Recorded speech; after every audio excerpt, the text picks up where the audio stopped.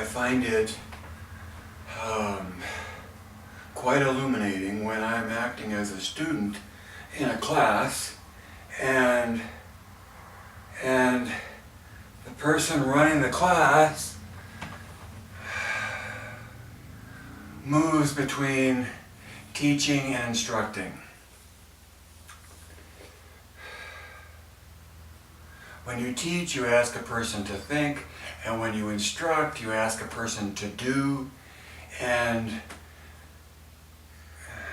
I'm much more interested in being told what to do than I am being taught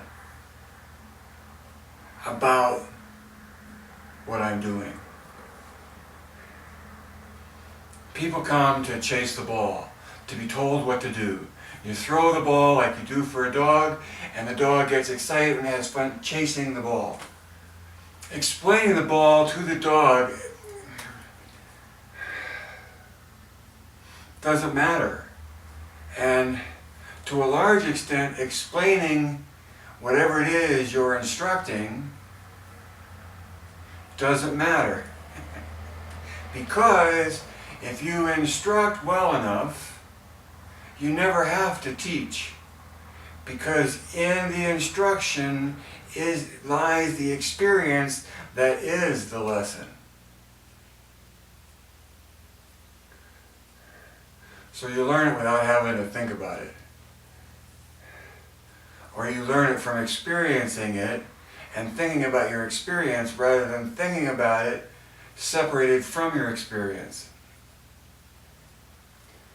Semantics, maybe. So when the teacher was talking about taking what you were learning in the room and applying it out into life, he's talking about out there. When everybody came in here, into the room to work out, to get away from what's out there.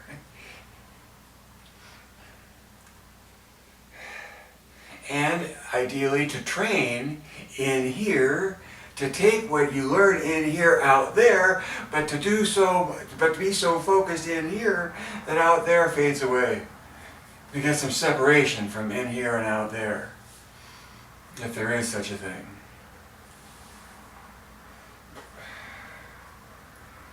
And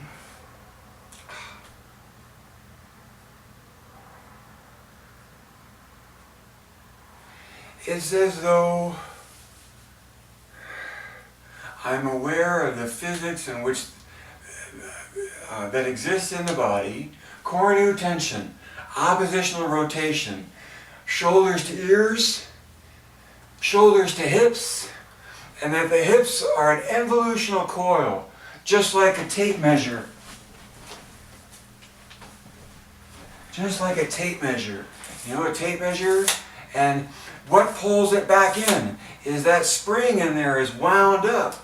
And what we want in our body is our hips to have that ability to make a grip that's an involutionary grip, like a spring that's tightening from the inside. And we can, and we do. And that's how we create rotation around an axis. And that rotation defines an endpoint of tension. Because to create tension between 2 points, it takes oppositional rotation.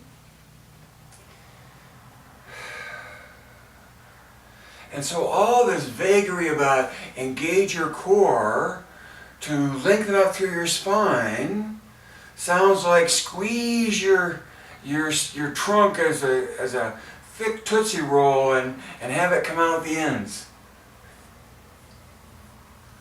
I mean, whatever imagery works for you is great, but some imagery points to the literal physics within the thing, the body, and when you engage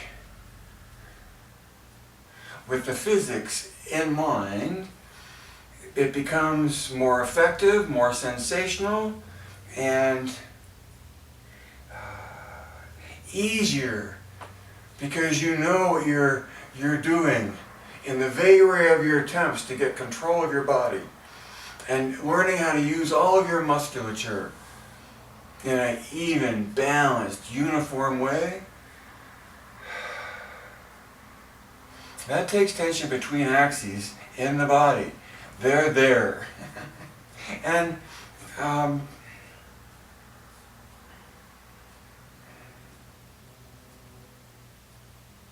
for the life of me, I don't know why it doesn't make more of an impression and isn't considered valid in and of its own right, regardless of the messenger. But it seems that if you don't like the message, you kill the messenger, right? And then overlook the message or ignore the message. But the message is Joe's message. The message is that contrology is complete coordination of body, mind, and spirit. And the spirit is now we're in Michael Miller's interpretation of spirit. The spirit is the observer.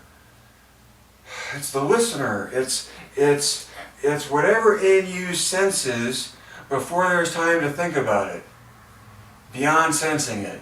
And if you want to think that sensing is thinking, well, go right ahead if you want to, but I really believe that the observer exists outside of physical dimension. And so when you connect with spirit, you connect with the infinity of